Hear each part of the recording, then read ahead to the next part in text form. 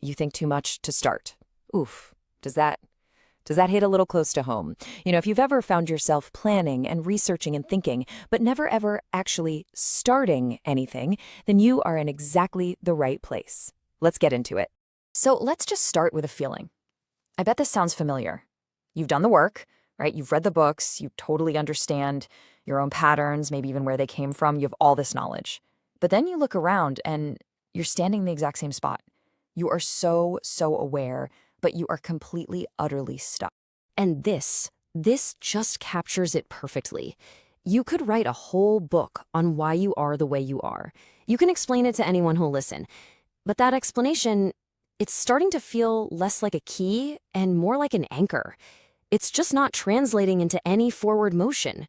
Your life, it just isn't moving. So what is this? What do we even call this state of being stuck because of what we know? Well, let's put a name to it. Let's call it the paralysis of knowing. It's this strange paradox where the very act of understanding yourself becomes the cage that holds you in place. Now, we've all heard the term analysis paralysis, but let's look at it a bit differently. It's what happens when all that valuable self-awareness isn't paired up with action.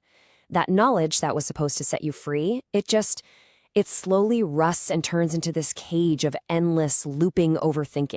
And what does it actually feel like to be in that cage? Well, it feels like overthinking every single tiny step. It's questioning every decision you make. It's that little voice asking, am I doing this right? Am I healing correctly? You're just frozen, waiting for this perfect moment to act that, let's be honest, never ever comes, all while you just watch time pass by. But that raises a huge question, right? If we know all this, if we're so aware of the problem, why don't we just do something? The answer is kind of subtle, and it brings us to our next big idea, why nothing feels urgent. Okay, first things first, let's be super clear about something. This is not a character flaw. You are not lazy. The real problem here is that we are absolutely drowning in information. I mean, there's a diagnosis for everything, a 10-step plan for every single problem, a constant flood of advice. We're not lazy, we are overloaded. And this one idea is the key to the whole thing. When everything is explained, nothing feels urgent. Just think about that for a second. When every feeling has a name and every path forward has 100 different maps, that burning need to just pick one and go, it just evaporates. Urgency gets completely lost in the noise of having way too many options. So, if knowing more is the trap, then what in the world is the escape? This right here is the pivot. This is the idea that can change everything. So let's dive into this. Action creates clarity. I mean, our entire lives, this is what we've been told, right? Get the perfect plan together, understand all the risks, find absolute crystal clear clarity, and then, only then, are you allowed to take the first step. It sounds so responsible, so logical, but it's the very thing that's keeping you stuck. And here it is. I really want you to let this one sink in.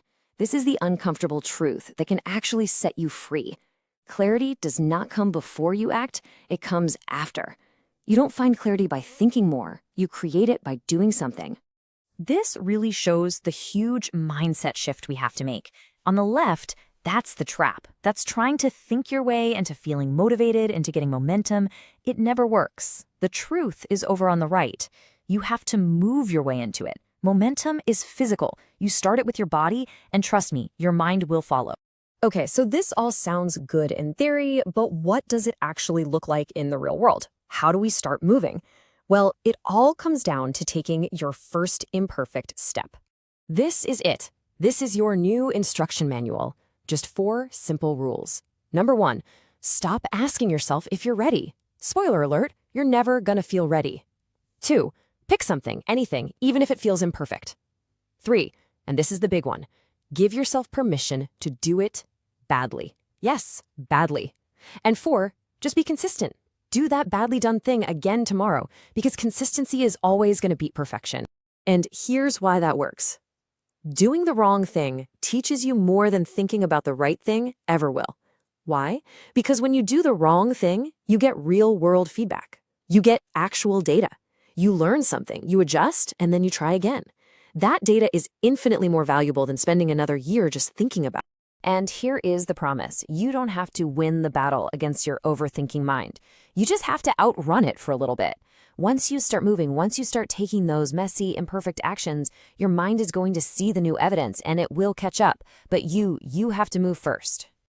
So let's end right here. This is not just a rhetorical question. This is a challenge. Right now, just look away from the screen for a second and actually decide.